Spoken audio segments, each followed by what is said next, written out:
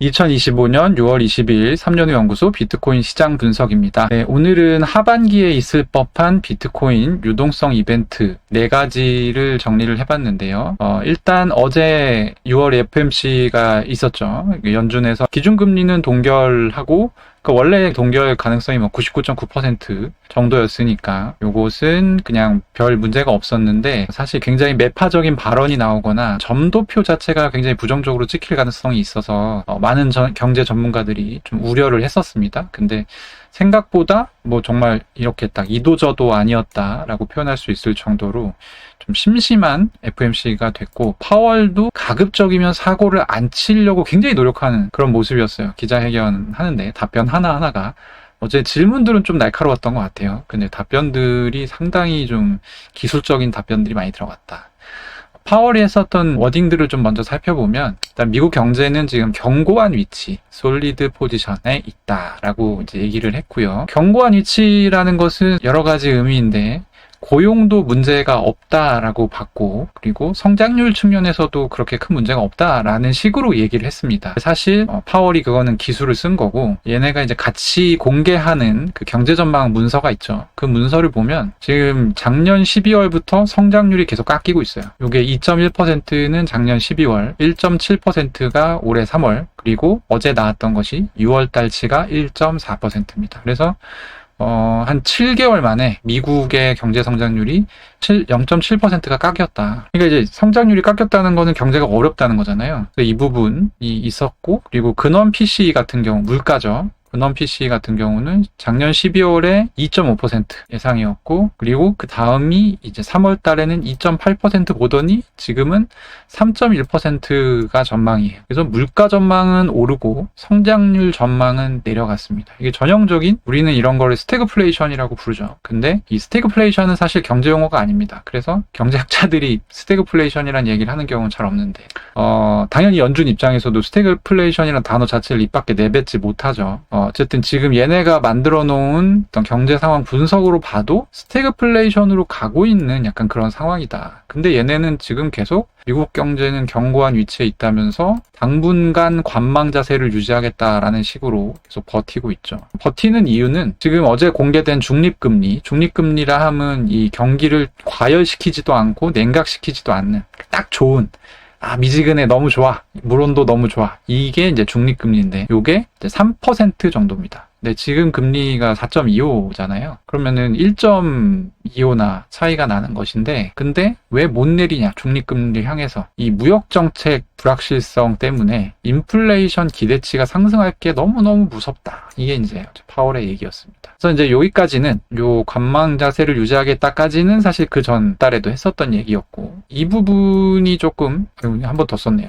이 부분이 좀 새로 나왔던 부분인데, 인플레이션의 관세 등 정책 변화가 미치는 영향을 관찰하기 위해 앞으로 몇 달간 더 많은 데이터를 지켜보겠다라고 했는데, 이 몇 달간은 사실 여름 동안이라고 했어요. 워딩 자체는 그렇게 나왔었는데, 그러면은 여름이면은 지금 어떻게 되는 거냐면, 올해 남은 FOMC가 7월 달에 한 번, 9월 달에 한 번, 10월 달에 한 번, 12월 달에 한 번이에요. 여름 보겠다고 했으니까 그럼 7월 달도 어때요? 동결인 거죠. 데이터를 봐야 되니까 금리 안 내리겠죠. 그러면 여름이 지나고 데이터를 보고 금리를 내릴 수 있는 시점은 요 9월 정도가 될 것 같습니다. 그래서 9월이 첫 인하. 지금 시장의 컨센서스는 9월에 한 번, 12월에 한 번. 이게 좀 많은 내용인 것 같아요. 왼쪽에 보시는 이 그림은 점도표인데 3, 6, 9, 12 이렇게 1년에 4번 경제 전망과 함께 공개가 되죠. 연준의 위원이 총 19명 있는데, 이 금리 투표를 할 수 있는 사람이죠. 이 19명 있는데 그 사람들이 이렇게 하나하나 찍습니다. 자기가 보는 뷰를 이 한 장의 종이에. 그래서 그걸 점을 찍는다고 해서 점도표라고 불러요. 어제 점도표가 나왔는데, 이 점도표가 왜 중요하냐면, 이 연준의 전문가들, 위원들이 보는 이제 향후 이 기준금리 정책 전망이 그냥 그대로 보이기 때문에 굉장히 중요한 거거든요. 그래서 요 맨 왼쪽에 있는 이 빨간 박스 친 부분이 올해 연말까지의 금리 부분입니다. 근데 이 점도표를 제가 어떤 분들 댓글을 좀 보니까, 이거를 못 읽으시는 분들이 생각보다 많더라고요. 이게 무슨 뜻인지를 이해 못 하시는 분들이 많은데, 작아서 잘 안 보이겠지만 요 그래프, 요 그림의 오른쪽에 보면 금리가 있습니다. 퍼센트.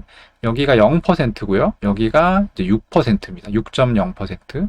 그리고 여기가 4.25에서 4.5% 사이 구간, 현재 금리. 현재 금리의 점이 몇 개예요? 하나, 둘, 셋, 넷, 다섯, 여섯, 일곱. 이게 무슨 뜻이냐면 19명 중에 6월 FOMC에서 연말까지 금리가 현재 금리 수준 4.25에서 4.5 사이에 그냥 멈춰 있을 것 같다 라고 얘기한 사람이 7명이 있다는 뜻입니다. 생각보다 많죠. 그러면 이제 해석할 수 있겠죠. 요게 한 칸 내려가면 한 번 내리는 겁니다. 두 칸 내려가면 두 번 내리는 거고, 세 칸 내려가면 세 번 내리는 건데, 그 밑으로 내려간 점은 없으니까 지금 연내 3번 금리 인하를 해야 된다. 4번 남았는데 이 중에 3번 해야 된다라고 하는 초비둘기파가 지금 2명 있는 거예요. 그리고 지금 컨센서스가 2회인데 2회에 맞춰서 2회 정도 내려야 된다. 지금 남은 게 4번인데 그중에 2번은 내려야 된다라고 한 사람이 8명이 있는 거. 그리고 한 번만 내릴 것 같다라는 사람이 2명, 안 내려야 될 것 같다라는 사람이 7명이 있는 거죠. 근데 재밌는 게 뭐냐면 요 8명 중에 한 명만 요 위로 올라가면 컨센서스가 1회로 바뀝니다.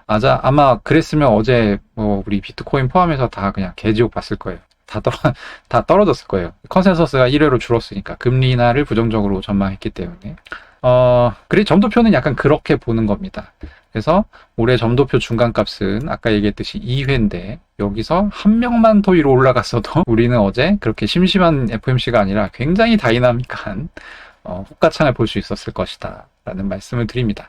어쨌든 여름 데이터를 보겠다고 했으니까 금리 인하의 분수령은 아마도 요 9월 달이 될 것 같습니다. 제 생각에는. 금리 인하를 우리가 지금 지켜보는 이유는 딴 게 없죠. 이 금리 인하가 대표적인 미국 유동성 증가 이벤트, 거시경제 이벤트이기 때문에 보는 거죠. 금리 인하에서 오는 유동성 증가는 9월 정도다. 요걸 이제 머릿속에 생각해 두시면 되겠습니다. 제가 굉장히 많이 언급했었던 SLR 규제 완화 첫 삽을 뜨기 시작했습니다. 그래서 연준이 6월 25일에 미국 대형은행에 적용되는 보완 레버리지 비율, SLR이 보완 레버리지 비율의 약자인데 이 규정의 완화 방안을 논의하기로 시간을 잡았어요. 회의 시간에. 그래서 이게 이제 첫 삽입니다. SLR은 뭐냐면 은행이 보유한 자산의 위험도랑 상관없이 무조건 일정 수준의 자기 자본을 유지하도록 요구를 하는 그런 이제 규제고요. 현행 대형 은행은 3%가 적용됩니다. 그리고 글로벌리 의미가 있는 초대형 은행에는 5%가 적용이 돼요. 그러니까 묻지도 따지지도 말고 자기 자본을 5% 정도는 갖고 있어야 그 은행 플레이를 할 수 있는 거예요. 자본 플레이를. 그러면 자기 자본을 많이 유치해야 되니까 돈을 많이 불리기가 어렵겠죠. 그러니까 국채 같은 거 많이 살 수가 없어요. 그래서 이 SLR 규정을 좀 너무 과도하다. 이것 때문에 은행이 지금 국채 못 사는 거 아니냐. 국채가 대표적인 안전자산인데 그런 얘기들이 나와서 이걸 좀 낮춰야 된다. 현행 3.3에서 5%가 적용되는데 지금 구체적으로 나오진 않았는데 나오고 있는 말은 요걸 1.5%씩 낮추는 방안이 거론이 되고 있습니다. 그래서 대형은행은 1.5로 줄여주고 초대형 은행은 3.5로 줄여주는. 그래서 이거는 약간 부정확할 수 있는데 제가 대충 계산을 해봤어요. 그러면 얘네가 이걸 하게 되면 대략 얼마 정도로 국채를 더 살 수 있나 했더니 약 2.5에서 3조 달러 정도의 국채를 더 살 수 있겠다. 룸이 생기겠다라는 계산이 나왔습니다. 굉장히 크죠? 왜 크냐면 지금 달러와 스테이블 코인을 활성화했을 때 미국 재무부에서 계산하고 있는 것이 2028년까지 한 2조 달러 정도의 시총이 될 거다. 이 시총 2조 달러가 되면 지금과 같은 비율로 이 리저브가 쌓인다고 했을 때 1조 달러 정도의 미국 국채 수요가 생기거든요. 근데 이거는 지금 SLR 규제만 줄여도 최대긴 하지만 2.5에서 3.3조 달러 정도가 이제 유동성이 생긴다는 거니까 굉장히 큰 이벤트라고 볼 수가 있을 것 같고요. 물론 이제 2.5에서 3조 달러는 저의 계산이니까 약간 착오가 있을 수 있겠지만 보수적으로 봐도 그냥 2조 달러 이상은 유동성이 추가될 수 있다. 이렇게 보시면 될 것 같습니다. 어쨌든 중요한 거는 이제 시점인데 이제 첫 삽을 떴으니까요. SLR 규정 완화는 이런 순서로 진행이 됩니다. 먼저 이 연준에서 의견을 수렴해서 공식 제안을 합니다. 어떻게 줄이자. 그러면 이걸 공청 과정을 거쳐요. 시중에. 그래서 경제학자도 의견 내고 뭐 은행사도 의견 내고 뭐 다 의견 냅니다. 그래서 이제 그 기간이 의견 수령 기간이 60일에서 90일 정도를 봅니다. 그래서 의견 수령을 받아주고 그 다음에 채택을 하게 되는데 2019년인가 23년에 비슷한 사례가 있어요. 이 SLR 규정을 바꿨던 사례가 있는데 그때 걸린 시간을 감안했을 때 대략 한 6개월 정도가 걸립니다. 그래서 요 시기는 올해 말에서 내년 초가 좀 유력해졌다. 그래서 이제 요 SLR 규제 완화는 미국의 어떤 국채 안정성에 굉장히 이제 중요한 역할을 하는 그런 규제 완화인데 그게 올해 말 그리고 내년 초. 그리고 요때는 유동성이 좀 풀린다는 얘기가 되겠죠. 왜냐하면 이 SLR 규제를 받는 대상 자체가 은행밖에 없기 때문에 결국에는 은행이 그만큼의 돈을 다른 데다 투자할 수 있는 거예요. 그렇기 때문에 사실은 좋은 이벤트긴 한데 이게 이제 금리 인하 같이 금리 인하는 그냥 유동성이 빵 해서 다 같이 그냥 물에서 헤엄칠 수 있는 건데 이거는 어떤 에셋을 대상으로 유동성이 늘어나냐면 그러니까 은행이 매수할 수 있는 은행이 취급할 수 있는 어떤 상품 MMF라든지 뭐 그 몇 가지 있잖아요. 다른 나라 국채라든지 뭐 이런 부분들 그런 부분들에 대해서만 유동성이 좀 늘어날 수 있다. 이게 좀 복잡해요. 그래서 이제 아주 2조 달러가 그냥 통으로 늘어나는 건 아니다. 이렇게 정리를 하면 되겠습니다. 그리고 이번 주에 다들 아시다시피 이제 드디어 지니어스 액트가 미국 상원을 통과했죠. 박수 한번 치고. 지니어스 액트는 제가 따로 영상을 만들어서 이제 설명도 드리곤 했는데 그때 당시에는 법안 내용이 정확하게 전해지지가 않아서 여러 가지 이제 경우의 수를 말씀드렸었죠. 이번에 최종 나온 거는 결국에 그 사용자에 대한 이자 지급은 제한하는 걸로 그리고 빅테크 참여는 그냥 열어주는 방식의 그런 좀 절충안이 나왔고요. 그러다 보니까 트럼프가 좀 관심도 있고 자신감도 있어 보입니다. 그래서 이제 어제죠. 6월 18일에 하원 그 의원들한테 야 이거 지체 없이 뭐 더 붙일 필요 없이 빨리 법안 자기 책상 위로 갖다 달라. 나 사인하게 이렇게 이제 얘기를 했습니다. 이 얘기를 왜 하냐면 지금 하원에만 스테이블 코인 법안이 2개가 있어요. 하나는 스테이블 액트라는 법안이 있고 또 하나는 클라러티 액트라는 하는 그 또 하나의 법안이 있습니다. 이렇게 유사 법안들을 만약에 하원 의원들이 이거 비슷해 보이는데 합칠까요? 이러면 이제 뭐 자구 과정, 뭐 논의, 뭐 회의, 협의 뭐 이런 거 다 또 새로 해야 되잖아요. 그럼 이제 시간이 오래 걸리는 거지. 근데 하원 의회가 미국 의회가 8월 달에 쉬어요. 이 회기가 끝나. 방학 같은 게 있어. 그래서 요게 8월 이전에 회기가 끝나기 전에 통과되는 게 베스트입니다. 그래서 사실은 이제 회기 종료에 가깝게 됐을 때 이게 되지 않을까라는 예상들을 했었는데 모르겠어요. 뭐 하원이 빨리 움직인다면 더 빨리 될 수도 있겠죠. 그래서 7월에서 8월 사이에 통과가 되는 것이 가장 베스트다. 근데 하원 민주당 의원들이 막 딴지 걸면서 야 이거 병합하자 이러면 이것도 9월 10월로 밀릴 수 있습니다. 그래서 7월 8월이 베스트인데 사실 9월 10월로 밀릴 가능성도 있다라는 정도를 저희가 머리에 입력하고 다음 내용을 보면 되겠습니다. 지금 이제 나왔던 3가지는 유동성이 증가하는 이 경우의 수를 제가 설명드린 거고 지금부터 설명드릴 거는 이제 감소하는 유동성의 악재가 되겠죠. 이게 저번 주에 알고란에서도 잠깐 제가 언급했었지만 미국 부채 한도 협상입니다. 일단 첫 번째. 일단 2025년 기준으로 부채 한도를 정해놨죠. 36.1조 달러, 36조 1000억 달러를 넘어가면 안 돼요. 그래서 원래 써야 되는 돈을 자꾸 뒤로 미루게 됩니다. 미국 정부가. 뭐 기금에 얼마 넣어야 돼요. 그거 8월에 하자. 뭐 약간 이런 식으로. 근데 이렇게 하는데 한계가 있어요. 그 날짜를 여기서는 X데이트라고 부릅니다. 이게 부채 한도 때문에 부채 한도는 부채를 2 이상 낼 수 없다는 건데 부채가 2 이상 넘어가면 어떻게 돼요? 기업의 경우에는 부도가 나는 거죠. 그러니까 국가 부도 사태인 거예요. 되게 무섭죠. 이렇게 얘기하니까. X데이트라고 부르는데 대략 이게 뭐 언제일 거냐에 대해서 의견이 분분합니다. 근데 한 대여섯 군데 정도의 의견을 좀 종합해보면 이게 언젠지까지는 중요하지 않고 어쨌든 8월 의회가 휴회하기 전까지 무조건 타결시켜야 된다.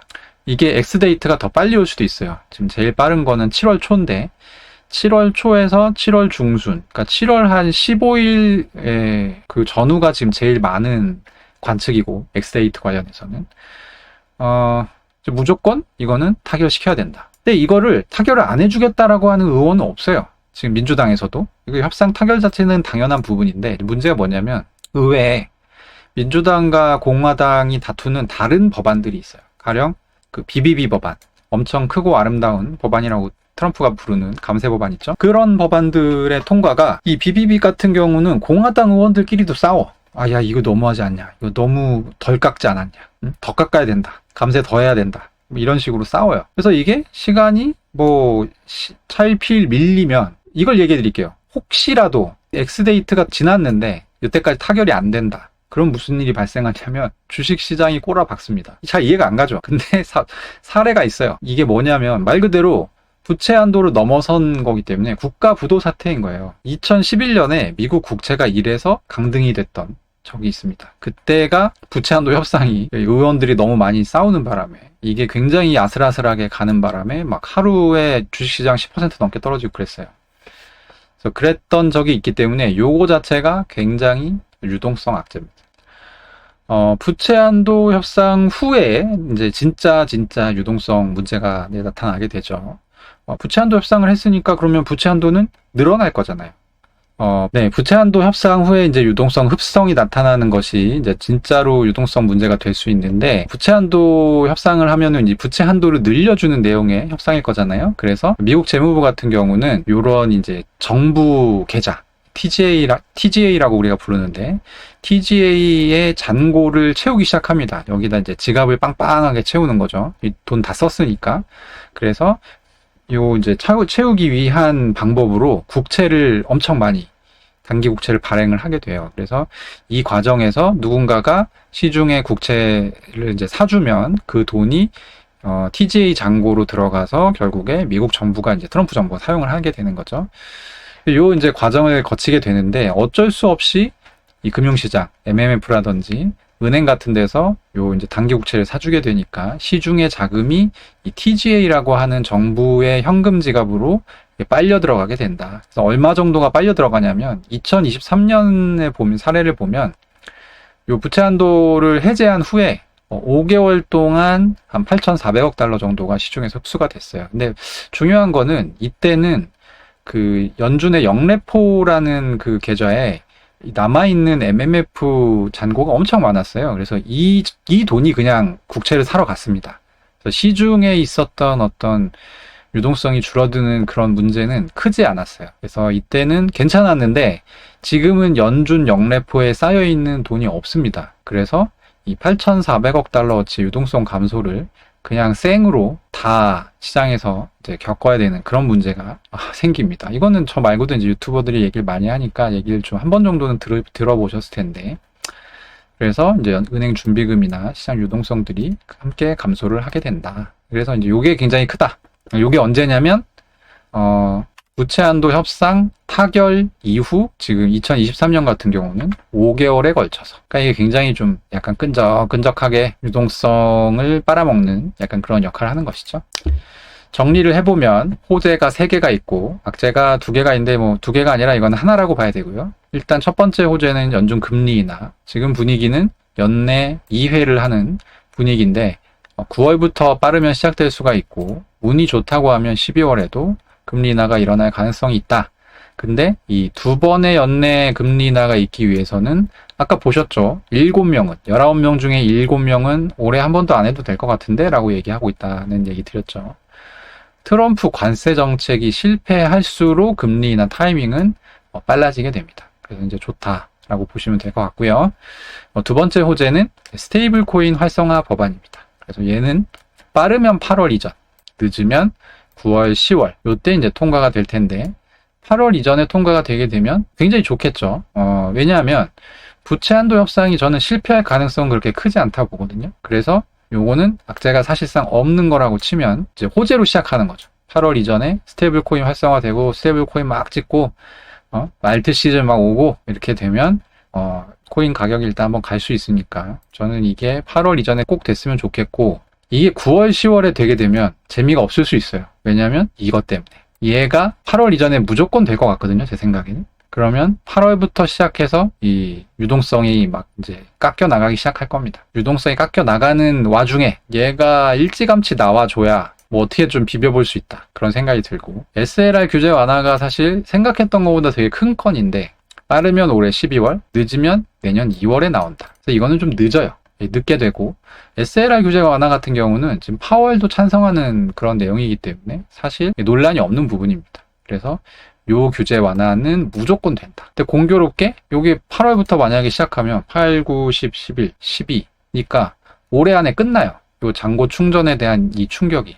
그러면 SLR 규제 완화가 나온다는 거죠. 그러니까 이게 지금 재수없게 뭔가 타이밍이 잡히면 우리가 롤러코스터를 엄청 탈 수 있는 그런 지금 상황이 됐습니다. 그래서 이제 얘가 일단 처음에 잘 잡는 게 중요하다. 8월 이전에 무조건 나와줘야 돼. 부채한동 협상이 통과될 즈음에 혹은 그보다 빨리 나와주면 이게 이제 보슬비가 이렇게 내리는 상황에서 불이 나는 거죠. 그러면 불이 이제 잘 안 붙겠죠. 그런 이제 상황이 될 수 있고, 연준 금리 인하가 빠르면 9월에 이제 나와줄 거니까. 근데 이것도 트럼프가 관세 정책 막 해가지고 또 변수를 막 주고 이러면 정말 없을 수 있어요. 올해 안에. 그러면 우리는 스테이블 코인으로 그냥 근근히 버티다가 SLR 규제 완화를 연말에서야 맞이하는 그런 불운한 상황이 펼쳐질 수 있습니다.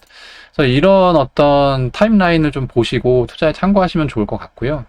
제가 이거를 설명드리는 이유는 제가 댓글로도 그러고 얘기를 많이 나눠보니까 이 시점에 굉장히 민감하신 투자자분들이 많으시더라고요. 그래서 9월 달에는 돈이 풀릴 거다. 9월 달부터는 알트 시즌이 올 거다. 그래서 이게 사람들이 엄청 이 시간에 되게 민감하구나 라는 생각을 했어요. 왜냐면 저는 그 시점을 기준으로 생각해 본 적이 한 번도 없거든요. 그러니까 그거는 순서가 있는 거예요. 일에. 그러니까 알트 시즌이 오려면 일단 비트가 가야 되는 거고, 비트가 가려면 비트가 갈 수 있는 이벤트가 생겨야 돼요. 물론 이제 갑작스러운 이벤트가 생길 수도 있지만 그렇게 생각을 했는데, 사실 이제 많은 분들이 여기에 관심이 너무 많으시니까, 그렇다고 한다면 올해 하반기에 제가 보는 뷰는 이렇다라는 말씀을 좀 전해드리고 싶었습니다. 네, 오늘의 분석은 여기까지입니다. 3년후 연구소 구독과 좋아요, 그리고 많은 관심 부탁드립니다. 감사합니다. 네.